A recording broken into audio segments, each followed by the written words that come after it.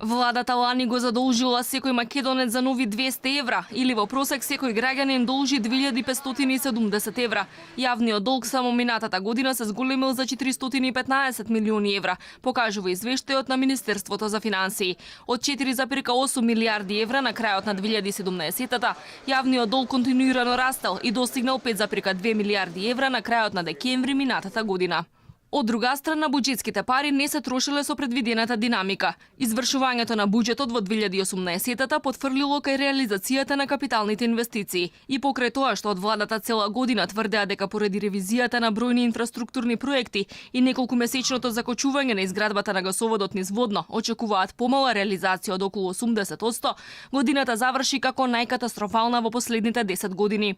Првично планираните 400 милиони евра се намалија на 300 милиони со ребаланс на буџетот, за на крај реализацијата да изнесува само 198 милиони евра, односно не се достигна ниту половина од првично планираното.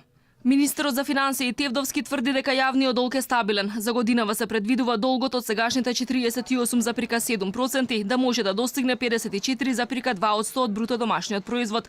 Тевдовски уверуваше дека нема да издава евроврзница, но дека ќе се задолжува надвор, но и редовно на домашниот пазар 2 пати месечно преку издавање на што подолгорочни државни харти од вредност. Како опозиција, сега владеачката СРСМ постојано го критикуваше растот на јавниот долг за во среднорочната фискална стратегија да се овозможи на тамошно задолжување кое може да достигне до 55% од БДП до 2021 година.